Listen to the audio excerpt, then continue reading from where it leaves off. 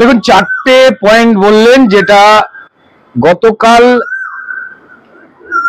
তৃণমূল নেত্রী মমতা বন্দ্যোপাধ্যায় পিসি ভাইপোর ঝগড়া মেটানো, যেটা ঘরের মধ্যে হয়ে যেত, এসি লাগানো টালির চালেই মিটে যেত, সেটা না করে পুরো পাড়া জানিয়ে স্টেডিয়াম ভাড়া করে মেটালেন যে আমরা ওপর ওপরে আমাদের কোনো ঝগড়া নেই, আমরা কিন্তু ওপর ওপর এক, ভেতর ভেতর যতই আমাদের মধ্যে ভাঙচুর থাকুক না কেন, চলো আমরা দুজনে মিলে মিথ্যে কথা বলি এবং নিজেরা জ্বলে পুড়ে মরবো কেন।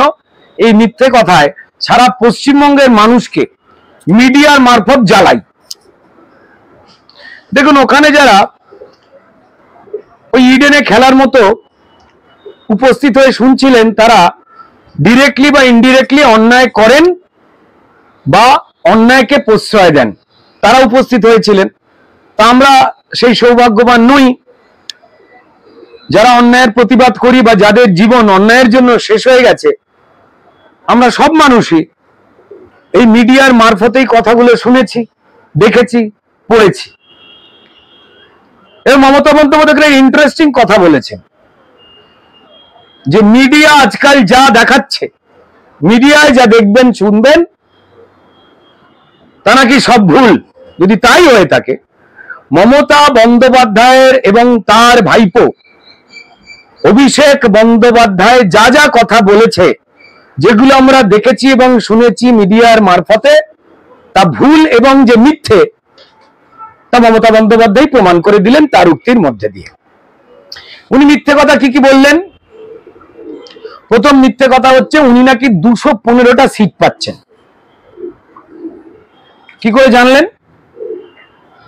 যে পদ্ধতিতে প্রতিবাদ চুরি করেন, সেই পদ্ধতি একই রকম ভাবে কাজে লাগাবেন এটা ভেবে সন্ত্রাস, লুট, খুন, ইলেকশন প্রসেসের সঙ্গে জড়িয়ে থাকা নিরপেক্ষ পুলিশ অফিসার, প্রিসাইডিং অফিসার এবং কাউন্টিং অফিসার, যাদের প্রতিবার বাধ্য করা হয় যেভাবে ভোট লুট চলবে, মৃত ব্যক্তির ভোট যেভাবে তৃণমূল এসে দিয়ে যাবে, যেভাবে এলাকায় যারা তৃণমূলের চুরি দুর্নীতির বিরুদ্ধে যারা ভোট করতে আসছেন, তাদের ভোটটা আমরা বোতাম টিপে দেব, যে পুলিশ অফিসার, যে সরকারি প্রিসাইডিং অফিসাররা, যে কাউন্টিং অফিসাররা এটার বিরোধিতা করে স্বচ্ছ নির্বাচন চাইবে, তাদের বাড়ি যেখানে সেখানে তৃণমূলের গুন্ডা ক্রিমিনাল পাঠিয়ে দেব পুলিশ পাহারায়, নালে পুলিশেরও ট্রান্সফার হয়ে যাবে। যে শান্তিপূর্ণ এবং গণতান্ত্রিক পদ্ধতিতে নির্বাচন চাইছেন এবং যারা শান্তিপূর্ণভাবে বৈধ কাউন্টিং করবেন ভাবছেন, তাদের পুলিশ এবং রাজ্য সরকারি কর্মচারী যারা নিয়ম অনুযায়ী নির্বাচন কমিশনের লিখিত নিয়ম অনুযায়ী যারা এই কাজে নিয়োজিত হন, তো তাহলে তিনি ঠিক করেই দিয়েছেন। আসলে তিনি ভুল বকছেন। তারা বুক ঠুকে বলতে পারবেন যে তারা 15টা সিট, 215 বাদ দিন, তারা চুরি জোচ্চুরি অন্যায় ছাড়া, একটা জালি ভোট ছাড়া কোন জায়গায় জিতেছেন। মমতা বন্দ্যোপাধ্যায় জানেন যে তাদের বিভিন্ন রকম ধূর্তামি যে সিলেবাসে ব্যবহার করতেন, সেই সিলেবাসটা সবাই জেনে গেছে। ভারতীয় জনতা পার্টি লাগাতার সেই বিষয়ে মানুষকে জাগিয়েছে এবং সঠিক জায়গায় আমার দেশের গণতন্ত্র মেনে, সংবিধান মেনে, যে যে জায়গায় এই চুরি জোচ্চুরি রক্তপাত লুটের ভোট হয়, যা সারা ভারতবর্ষ বিস্মিত হয়ে তাকিয়ে দেখে। দেখুন, ভারতবর্ষে 28টা রাজ্য যেখানে এই পদ্ধতিতে ভোট হয়,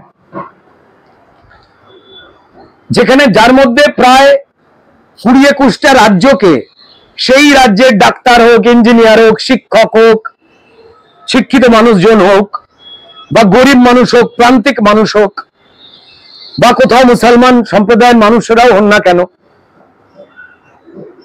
তারা জিতিয়ে দিয়েছেন ভারতীয় জনতা পার্টিকে। কংগ্রেস, ব্যর্থ কংগ্রেস, মিথ্যাবাদী সিপিআইএম এবং চোর তৃণমূল কি বলছে সেটা তারা তোয়াক্কা করেননি।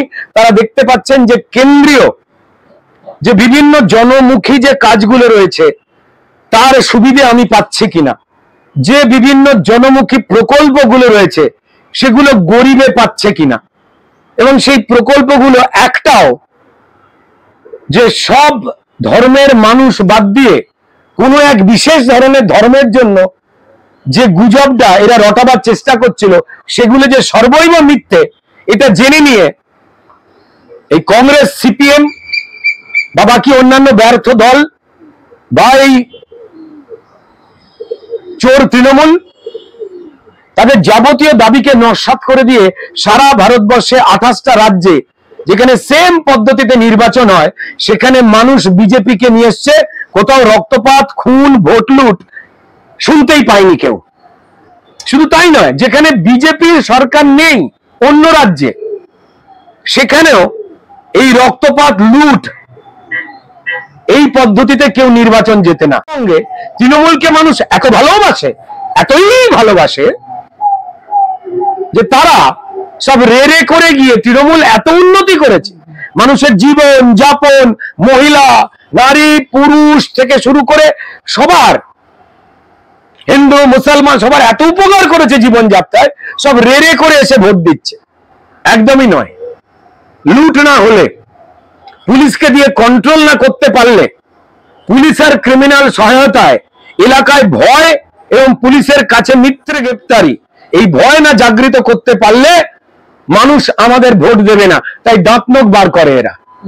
এত ভালোবাসলে এসবের তো প্রয়োজন পড়তো না, তা মমতা বন্দ্যোপাধ্যায় জানেন। এবং এই ভয়েই কি তিনি আর.জি. কর কাণ্ডের আগে তারা যেভাবে দুর্নীতি করেছেন এবং আর.জি. কর কাণ্ডের সময় থেকে যেভাবে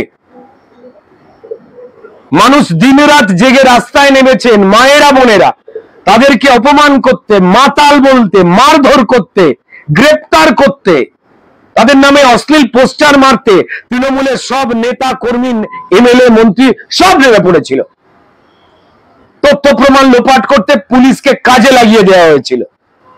তারপরেও একের পর এক বিভিন্ন রায়তে এরা ধরা পড়ছে, প্রমাণিত হচ্ছে দুর্নীতি একের পর এক।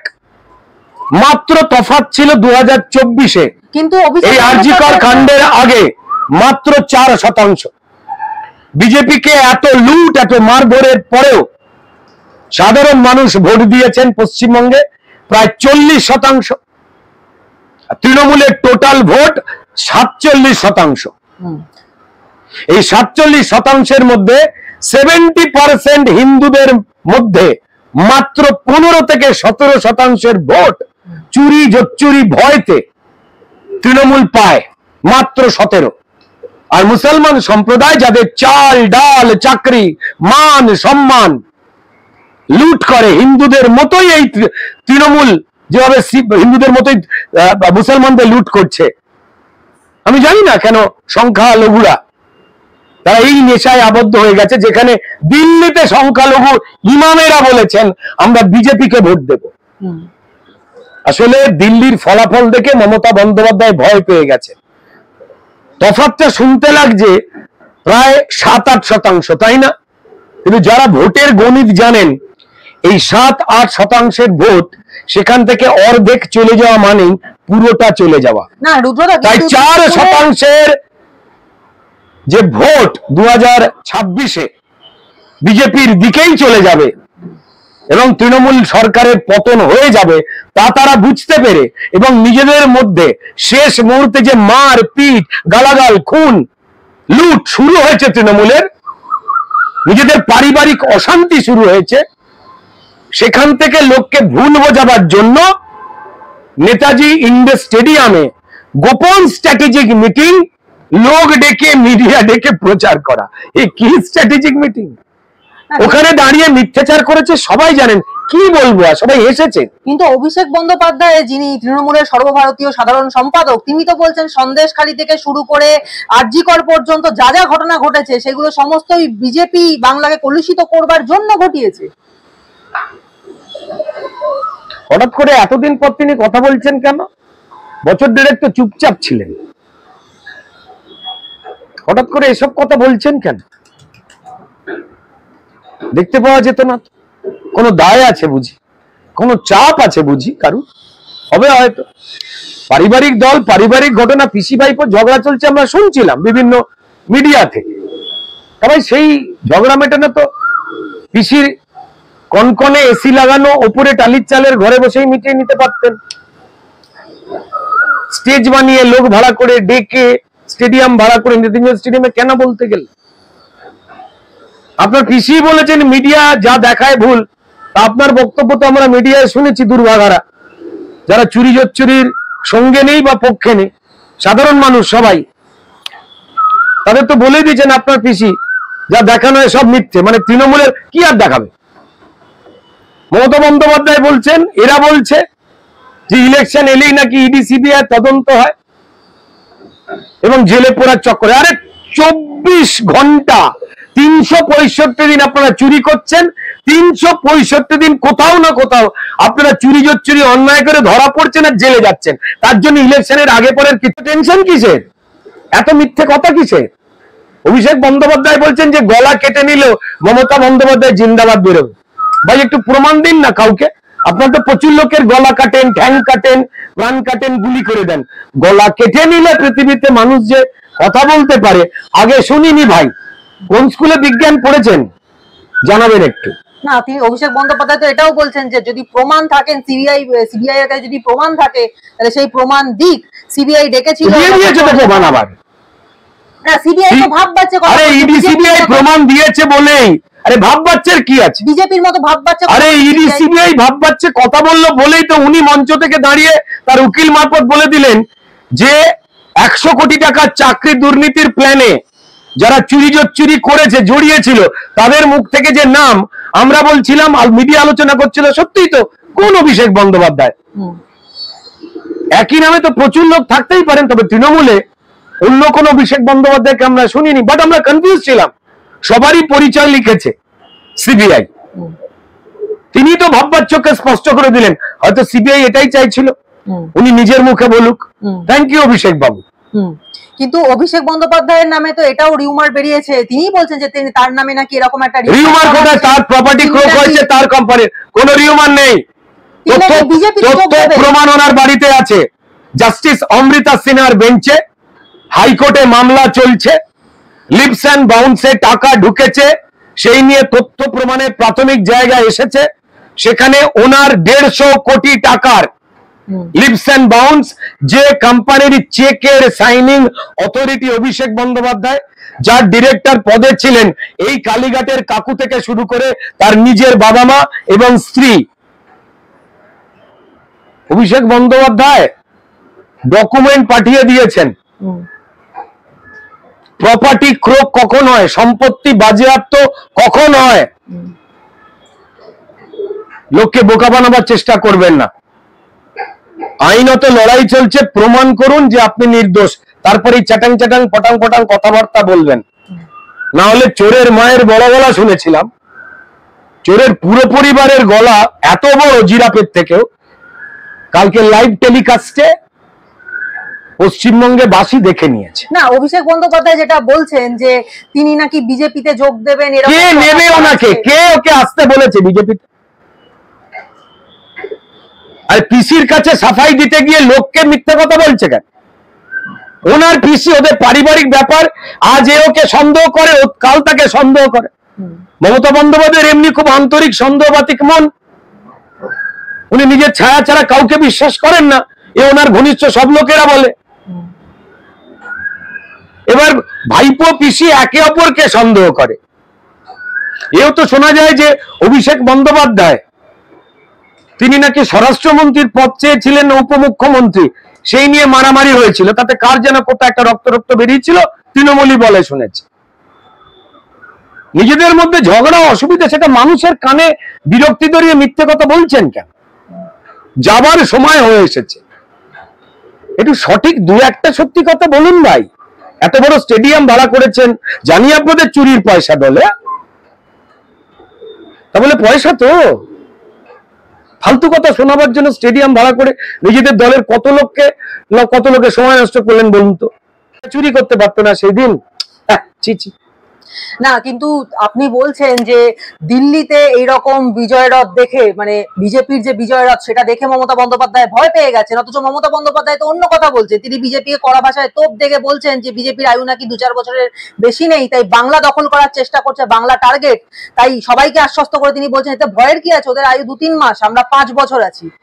দেখুন, দিল্লিতে যে সরকার ছিল প্রায় 25 বছর পর যখন এই সরকার প্রায় ফিরে এলো, সেখানে মুসলমান সম্প্রদায় তাদেরকেও কংগ্রেস ভুল বুঝিয়ে, কেজরিওয়ালরা ভুল বুঝিয়ে এই একই খেলায় খেলে মুসলমান সম্প্রদায়ে যাতে সামাজিক উন্নতি না হতে পারে, শিক্ষা দীক্ষা চাকরি পড়াশোনায় বিজেপি এলে তাড়িয়ে দেবে, বিজেপি এলে মারবে, এই কথা বিভিন্ন রাজ্যে বলেছে। প্রত্যেক রাজ্যে দেখতে পাওয়া গেছে নিজেদের মতো হিন্দুদের সঙ্গে মুসলমানরা বহল তবিয়াতে রয়েছেন, তাদের কেউ তাড়িয়ে কোথাও পাঠিয়ে দেয়নি। তাই সেই মুসলমানরা নিজেদের ভালো বুঝেছেন। বড় বড় বিখ্যাত ইমামেরা মিডিয়ায় ইন্টারভিউ দিয়ে বলেছেন এইবার বিজেপিকে ভোট দেব, আর আমরা মিথ্যের সঙ্গে নেই। মমতা বন্দ্যোপাধ্যায় সরকার চলে মদ বিক্রির পয়সায়। তার বন্ধু কেজরিওয়াল একজনের মাফলার, একজনের হাওয়াই চটি, একজন বিদায় নিয়েছে আর একজন বিদায় নেবে গুটি গুটি। কিন্তু বিদায় নেবার কথা দেখতে পাওয়া গেছে যে মুসলমান সম্প্রদায়ও সরে গেছে ওখান থেকে। সিম্পল, ঠিক সেইটাই তো, একজনের মামলা, একজন হাওয়াই চটি। কেজরিওয়াল তো মদ কেলেঙ্কারিতেই গেছিলেন, যেটা মানুষ মানেনি, পছন্দ করেনি। চুরি জোচ্চুরি অনেস্টির কথা বলে এই কেজরিওয়ালও এসেছিলেন, এই মমতা বন্দ্যোপাধ্যায় এসেছিলেন সততার কথা বলে, চুরি জোচ্চুরি দুর্নীতির বিরুদ্ধে কথা বলে কেজরিওয়ালও এসেছিলেন, মানুষের ভালোবাসাকে ঠকিয়ে সেম ভাবে মমতা বন্দ্যোপাধ্যায় এসেছিলেন। তাই একজনের বিদায় হয়েছে, মুসলমানরাও জেগে গেছে, সমস্ত মানুষ জেগে গেছেন। তারা দেখছেন যে কে ডেভেলপমেন্ট করছে। কেন্দ্রীয় প্রকল্প একটা, বিজেপি সরকার সরকারে থাকা অবস্থায়, সেটা রাজ্য সরকারে হোক বা কেন্দ্র সরকারে হোক, তারা এমন একটাও প্রকল্প নেয়নি যে প্রকল্প শুধুমাত্র হিন্দুর। প্রত্যেকটা প্রকল্পই যতটা হিন্দু, ততটা মুসলমানের, ততটা শিখের, ততটা খ্রিস্টানের, ততটা জনজাতির, সবার জন্য। এটা প্রত্যেকটা ধর্মের মানুষ। এই লাগাতার কংগ্রেসের ব্যর্থ কংগ্রেস, মিথ্যেবাদী সিপিএম আর চোর তৃণমূলের কথা যে মিথ্যে, এই দলগুলোর সবাই জেনে গেছে। তাই একের পর এক রেজাল্টে ভাবতে পারেন 28টা রাজ্যে যেখানে এই পদ্ধতিতে ভোট হয়, তার মধ্যে 20-21টা রাজ্যের মানুষ, ডাক্তার, ইঞ্জিনিয়ার, লয়ার, শিক্ষিত মানুষ, প্রান্তিক মানুষ, খেটে খাওয়া মানুষ, গরিব মানুষ, হিন্দু মুসলমান, তারা সবাই ভোট দিয়েছে। 28টা রাজ্যের মধ্যে প্রায় 20-21টা রাজ্যে বিজেপিকে ক্ষমতায় এনেছেন। তারা মূর্খ? আর পশ্চিমবঙ্গের মানুষ সব জানতা, সব বোঝে। যেখানে একটা শিক্ষিত ইঞ্জিনিয়ারিং ছেলে চাকরি করতে গেলে 15-20 হাজার টাকার বেশি মাইনে পাচ্ছে না।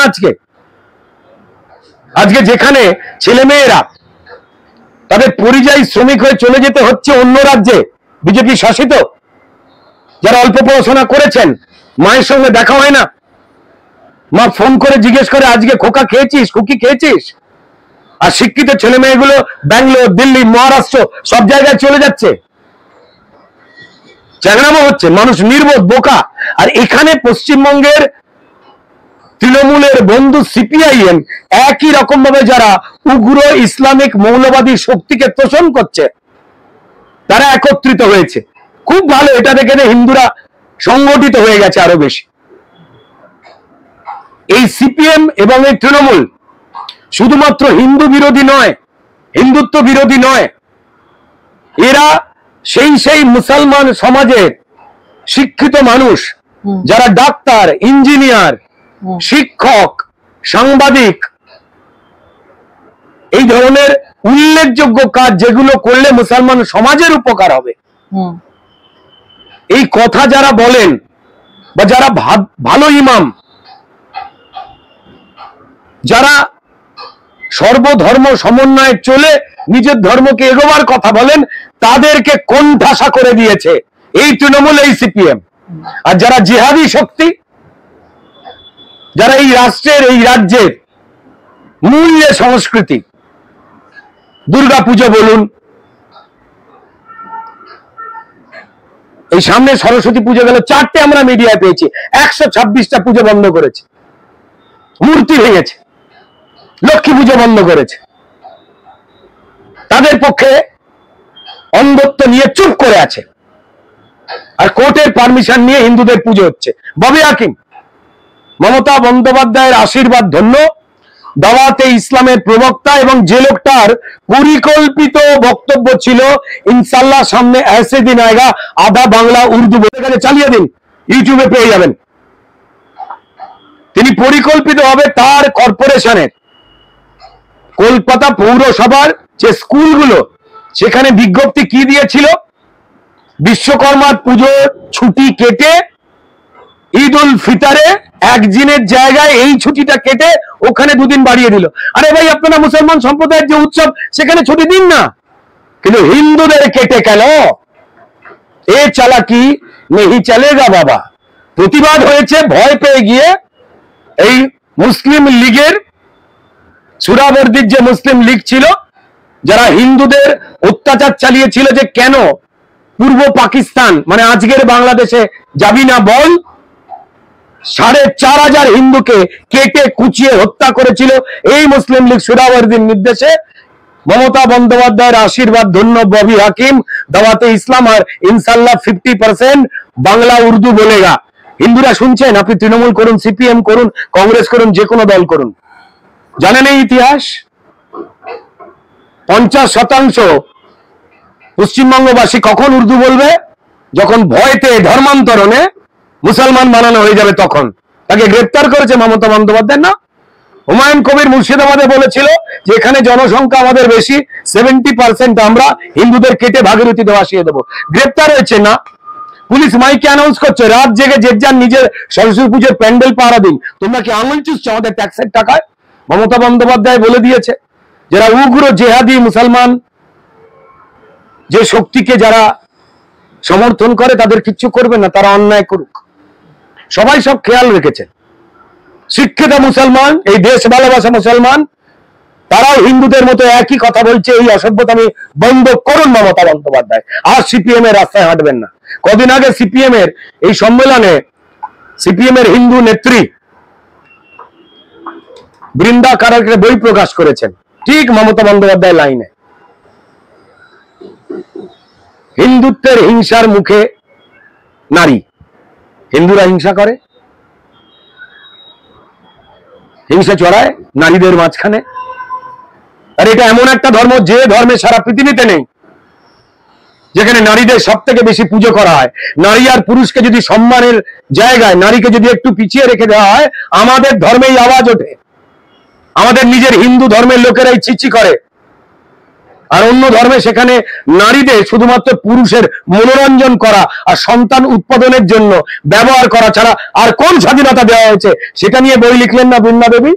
সেকুলার ভণ্ড কমরেড, আপনারা 2007 সালে এই রাজ্য থেকেই লেখিকা, বিখ্যাত লেখিকা তাসলিমা নাসরিনকে কয়েকজন জেহাদি ইসলামিক অসভ্যরা যখন তাণ্ডব করেছিল, তার লেখা লজ্জা নিয়ে আপনারা তাড়িয়ে দিয়েছিলেন পশ্চিমবঙ্গ থেকে। সেকুলার দেখাচ্ছেন কয়েকটা মুসলিম ভোট পাওয়ার জন্য কিছু উগ্রবাদী মুসলিম জেহাদি শক্তির যে অসভ্যতামি, সেটাকে সমর্থন দিয়েছিলেন আর তাসলিমা নাসরিনকে তাড়িয়ে দিয়েছিলেন। মুখ্যমন্ত্রী ছিল জ্যোতি বসু, কমরেড বৃন্দা কারাত। সেকুলার দেখাচ্ছেন হিন্দুত্বকে অপমান করো। প্যালেস্টাইনে মুসলমানদের কি হচ্ছে সেই জন্য কলকাতার রাজপথ কেঁদে ভাসিয়ে দাও, আর যখন বাংলাদেশে হিন্দু নিধন হচ্ছে আপনারা চুপ। আপনি বই লিখছেন হিন্দুরা হিংসা ছড়ায় নারীদের উপরে। চালাকি না ধরা পড়ে গেছে। এইভাবে ছিন্ন হয়ে যাচ্ছেন সব জায়গা থেকে। মাত্র 4% ভোট আপনাদের, এত জানেন। ধর্মঘট ধর্মঘট ধর্মঘটের সরকার ভেসে গেছে, আর একটা চোরের সরকার ভেসে যাচ্ছে বলে দুজনে একে অপরকে বাঁচাতে গিয়ে হিন্দুত্বের অপমান করছেন। ভুলে যাবেন না কমরেড, আপনাদের যারা ভোট দিত সেই হিন্দুরাই আপনাদের এখন ঘৃণা করে, ভোট দেয় না। যে কারণে 34 বছর পর 4% ভোট এসে ঠেকেছে। আপনাদের যে প্রার্থীরা আজকে টেলিভিশন চ্যানেল মিডিয়ায় বড় বড় ভাষণ দেয়, সেকুলার সেজে হিন্দুদের ছোট করে, তারা নিজের পাড়ায় প্রতিবেশীর ভোটটাও পায় না। জামানত বাজেয়াপ্ত হয় যারা জ্ঞান দেয় টিভিতে বসে আপনাদের হয়ে, যারা আরজি করে। মমতা বন্দ্যোপাধ্যায় পদত্যাগ চায়নি, জুনিয়র ডাক্তারদের আন্দোলনটাকে এই বাম এই সিপিএম নিজের হাতে নিতে গিয়ে আন্দোলনটা দফারফা করলো, আর জুনিয়র ডাক্তারদের কয়েকজন নেতাকে দিয়ে মমতা বন্দ্যোপাধ্যায় মুর্দাবাদ, মমতা বন্দ্যোপাধ্যায় পদত্যাগ চাই বলালো না।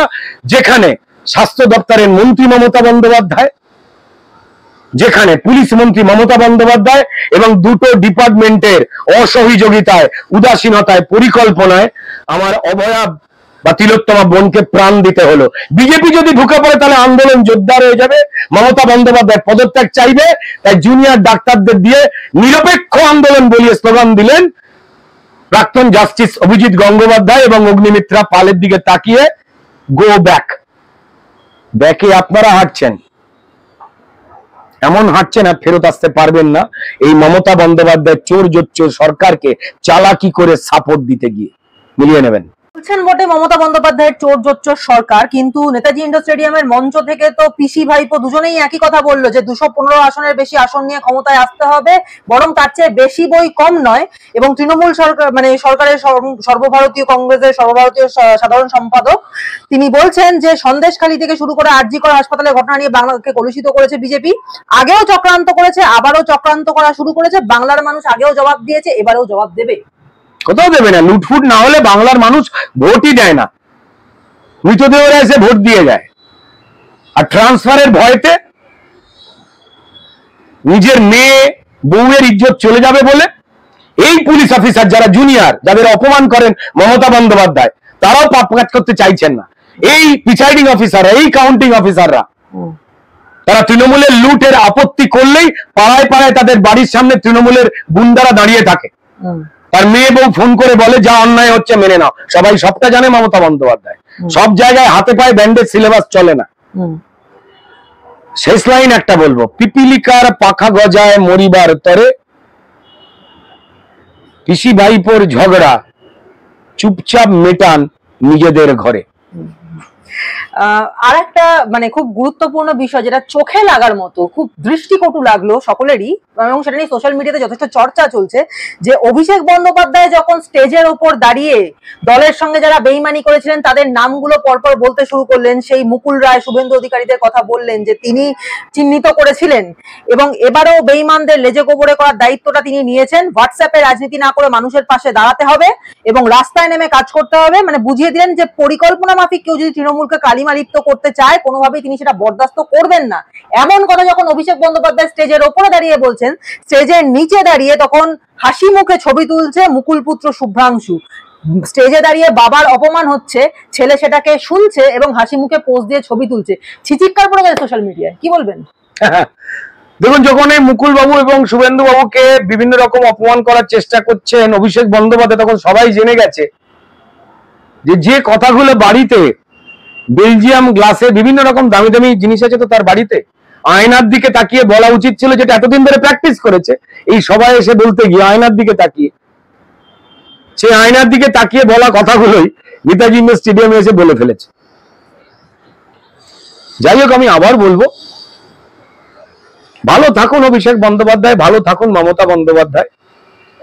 যে পাপ আপনারা করেছেন, পশ্চিমবঙ্গের সর্বস্তরে সর্বধর্মের মানুষের সর্বনাশ করে দিয়ে পশ্চিমবঙ্গকে ভারতবর্ষের কাছে, পৃথিবীর কাছে চোরের রাজ্য প্রমাণ করে দিয়ে, বিশ্বাস করুন আপনাদের চুরি জোচ্চুরি নিয়ে রোজ কথা বলতে আমার নিজেরও ভালো লাগে না, আমাদের কারুর ভালো লাগে না। কারণ রাজ্যটা আমাদের, আপনাদের কারুর বাবার বা দাদুর বা প্রপিতামহের পৈতৃক সম্পত্তি নয়।